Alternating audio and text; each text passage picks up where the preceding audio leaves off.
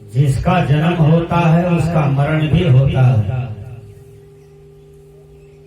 जिसका मिलन होता है उसका विछड़न होता है, जिनका संयोग होता है उसका वियोग भी होता है। जो आता है वह चला भी जाता है। हम आपके गांव में आए हैं, क्या यही रहेंगे सब दिन कि हमको यहां से जाना भी है? जाना भी है ना। बेटी ससुराल से मैके आती है फिर चली जाती है ना, कि सब दिन रहती है मैके?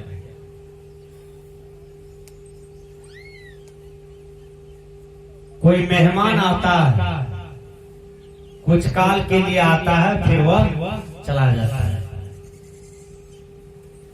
मुसाफिर धर्मशाला में आते हैं, रात भर रहते हैं, फिर वह चले जाते हैं।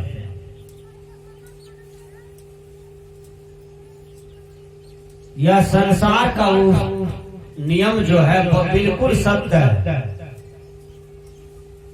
कि जो आता है वह चला जाता है। सदगुरु कबीर साहब जी की पंक्ति याद आ गई, आए हैं सो जाएंगे, राजा रंक फकीर एक सिंहासन चढ़ी चले, एक बंधे जात जंजीर। सदगुरु कबीर समझाते हैं, हे मानव, जो आए हैं वो जाएंगे।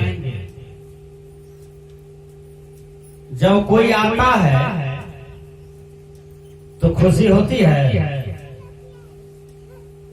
अच्छा, दामाद आता है तो तब कितना खुशी होती है? रसगुल्ला लेके आता है, पापड़ लेके आता है, बिस्कुट लेके आता है, सेब लेके आता है। जब दामाद इतना सामान दे के प्रणाम करके अंदर बैठता है कि कितना मजा आता है कि मेरा दामाद आया। विचार कीजिए, दामाद आवे छूछे हाथ आ जाए, कुछो नहीं लावे, तो दामाद का दर्शन से तो खुशी होगी, लेकिन छूछे आवे तो थोड़ा मन उछटेगा। मजा नहीं आया, आया लेकिन कुछ संदेश लेके नहीं आया। दामाद आवे यही घर बना ले, आप ही के घर में घर बना ले, सब दिन रहना शुरू कर दे तो मजा आएगा? नहीं आएगा। आते हैं, 2 दिन रहते हैं, तीसरा दिन अपना घर चले जाते हैं। तो सदगुरु कबीर कहते हैं, आए हैं सो जाएंगे। देखिए, एक दामाद जी आए मेहमानी, प्रथम दिन बहुत स्वागत हुआ, 17 सब्जी बना के खिलाया घर भैया, 17 सब्जी खिलाया प्रथम दिन। दामाद जी सोचा बेजोड़ आदर हो रहा है, बड़ा मान हो रहा है, कहाँ जाए झड़ी झका से। 17 सब्जी है, दही है, चीनी है, पापड़ो है। फिर दूसरा दिन दामाद जी रह गया, हुआ दिन 16 सब्जी बना, दही चूड़ा चीनी, तो दही या चीनी तो मिला ही अंत में। फिर दामाद जी तीसरा दिन भी रह गया, उस दिन 15 सब्जी बना। यानी दामाद का प्रोग्राम बढ़ते जा रहा है और सब्जी घटते जा रहा है। जब दामाद जी का सब्जी 1 नंबर पर आ गया, 17 नंबर समाप्त हो गया, 1 नंबर पर आ गया, तो लास्ट दिन क्या भोजन बनता है? भात दाल, सब्जी उस दिन नहीं था। फिर दामाद जी रह गए। जब दामाद जी रह गए तो घरवैया छुच्छे बात बना के दिया, उस दिन दाल भी काट लिया। देखिए, अपना अपमान अपने सोच रहा है, अपना सम्मान अपने गंवा रहा है। तो यह संसार में ज्यादा दिन रहना चाहते हैं, जीना चाहते हैं, तो प्रकृति आपके साथ कटौती करेगी। याद कर लीजिए, प्रकृति शरीर प्रकृति है, पंच प्रकृति है। यह शरीर पंच प्रकृति है, लेकिन यह शरीर आपके हाथ में नहीं है और आपका नहीं है। यदि आपका शरीर आपका है तो आप कहिए हम मरने नहीं देंगे। मर क्यों जाता है आपका शरीर? आप क्यों शरीर को त्याग देते हैं? काहे छोड़ के चले जाते हैं? शरीर पड़ा रहता है और आप अकेले दुनिया से विदा हो जाते हैं। तो शरीर आपके अधीन नहीं है, आपका गुलाम नहीं है। तो मेहमान को जिस दिन छुच्छे भात मिला तो साला जहां मेहमान जी सोते थे, दामाद जी सोते थे, तो साला लिख दिया ढेर दिन रहना अच्छा नहीं है। दीवार में लिख दिया पेंसिल से, चला गया काम करने के लिए। दामाद जी पढ़ा कि ढेर दिन रहना अच्छा नहीं है। दामाद जी बैग वोग निकाला, मोटरसाइकिल लिया, चल दिया घर की तरफ, सबको प्रणाम किया। उसको शिक्षा मिली कि मेहमानी 2 दिन का होता है और 2 दिन का मेहमानी जो होता है बड़ी आनंद आता है। ज्यादा अटकना भटकना, अपना सम्मान खोना, अपने जीवन का अपमान करना। तो यह संसार में कुछ दिन रहिए, लेकिन बढ़िया काम करके चले जाइए, आनंद आएगा।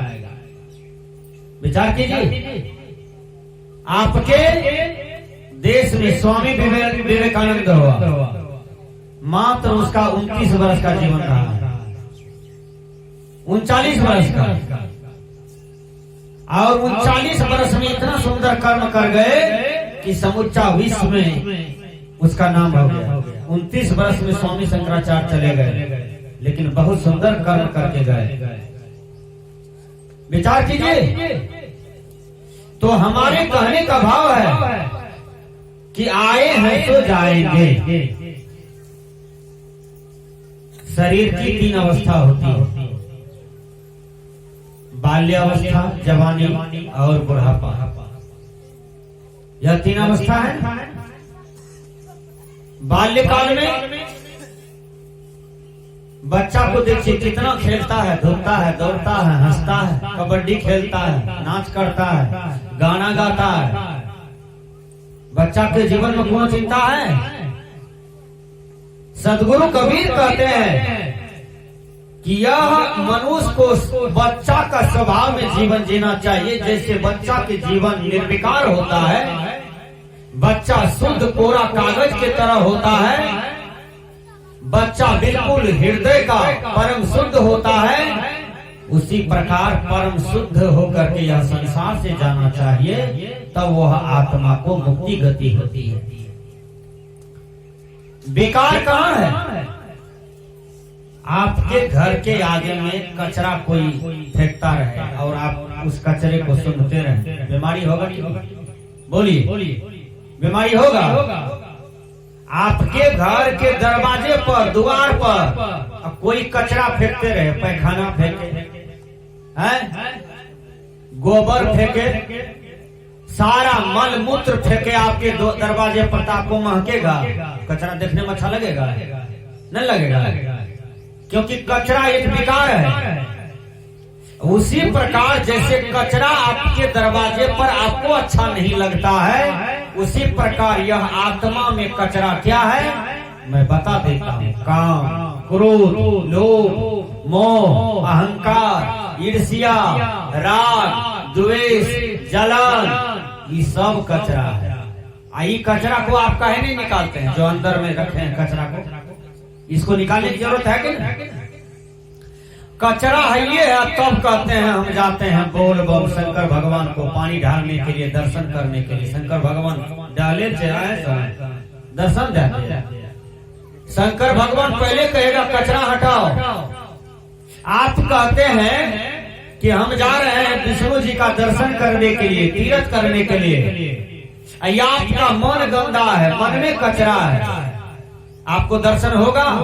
नहीं होगा। अपने ही घट में हरि पाएगा, ढूंढेंगे तो मिल जाएगा हो, ढूंढेंगे तो मिल जाएगा। ढूंढिएगा तो मिलेगा, लेकिन वो हरि कहाँ मिलेगा, वो भगवान कहाँ मिलेगा? आपके ही घट में आपको भगवान मिलेगा, आपके ही शरीर में आपको भगवान मिलेगा, बाहर भगवान नहीं मिलेगा। कोई जो चाहता है कि मैं पत्थर से भगवान का दर्शन कर लूं, पत्थर से निकल के हमको भगवान दर्शन दे दे, होगा? नहीं होगा। मट्टी से निकल के भगवान दिखाई दे दे, नहीं होगा। खुट्टा से निकाल के भगवान दिखाई दे दे निकल के, होगा? नहीं होगा। क्योंकि भगवान वहाँ नहीं है, भगवान तो आपके हृदय में बैठ गया है। केवल कचरा हटाने की जरूरत है, कचरा हटा दीजिए, आपको भगवान मिल जाएगा, आपको हरि मिल जाएंगे। कबीर साहब ने कहा, खोजी है तो तुरंत मिली जेबो, पल भर के तलाश में मोको कहाँ ढूंढे बंदे, मैं तो तेरे पास है ना।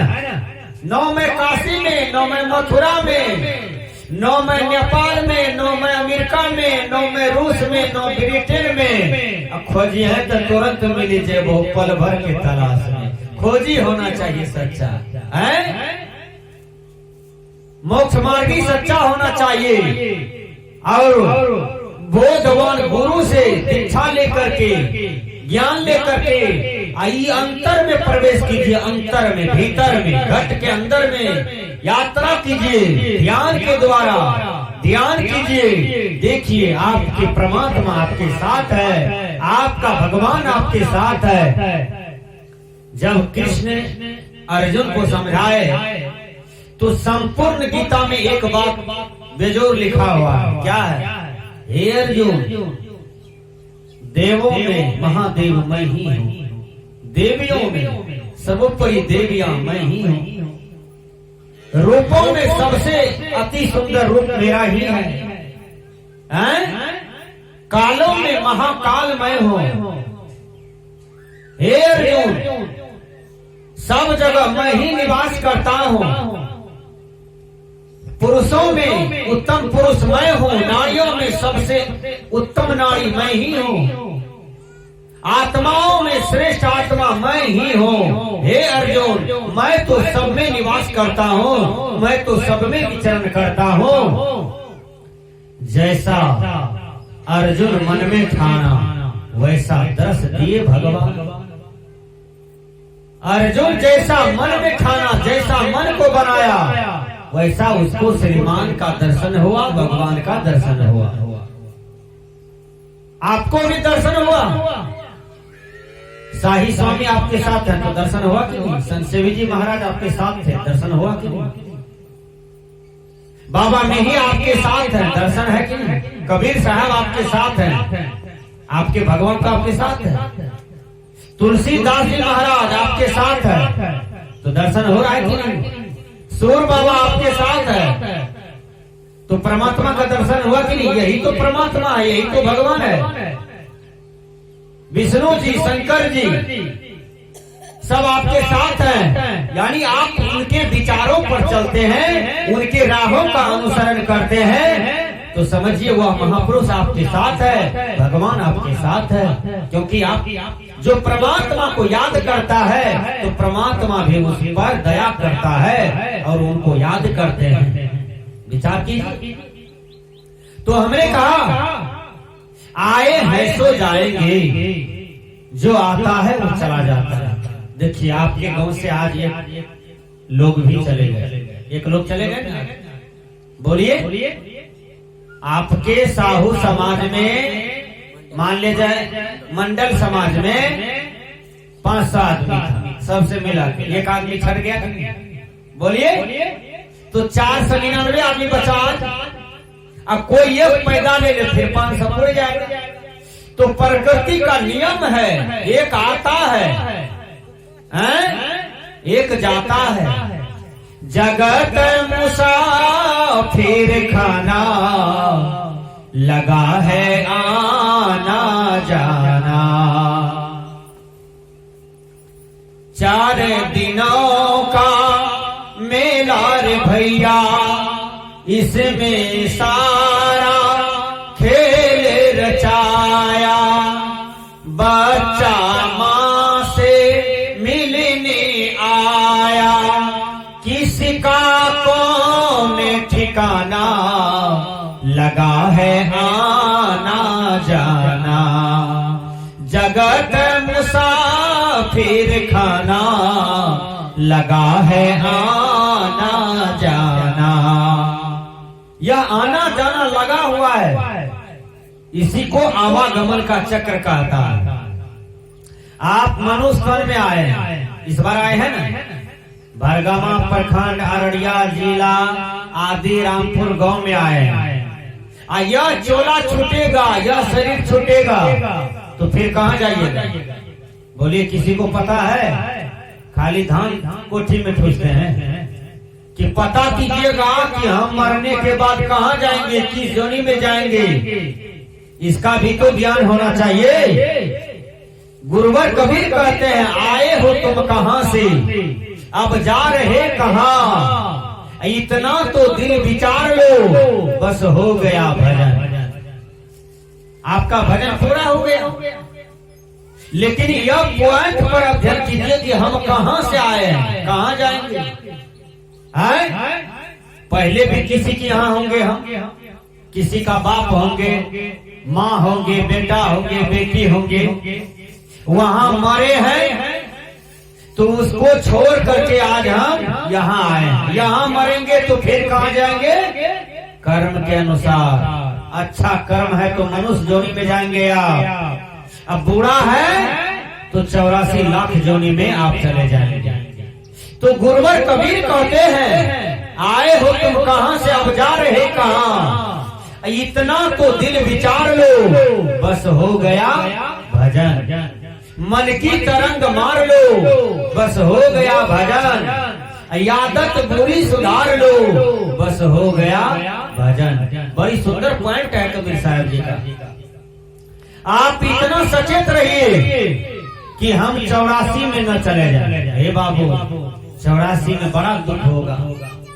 कहीं बैल जोड़ी में चले गए तो पटवा लाद देगा 10 क्विंटल, गए दुआली मारेगा, उस समय पछताइएगा। नहीं चला जाएगा ना तो दय लाठी मारेगा किसान। कहीं बैल जोड़ी में चले गए, भर दिन हल चलाएगा, कन्हा पर पाला देगा, घिसते रहो घिसते रहो, कोल्हू पेरेगा, घिसते रहो घूमते रहो। कितना कष्ट होता है बैल को। गाय को पेट में दर्द है, घर भैया खिलाया है पिलाया है, उसको क्या मालूम कि पेट में दर्द है कि दांत में दर्द है कि अतरी दुखता है। और वो दूध दुहने गया, गाय लात लात मारने लगी, पेट में दर्द है। वो कहती है तोरा खिले लियो यह करे दे लाठी। गाय हिंदी पढ़ी है जो आपको बता देगी कि हमरा पेट में दर्द है, छोड़ दे, भरोवेश दर्द करे छे पेट। तो विचार कीजिए।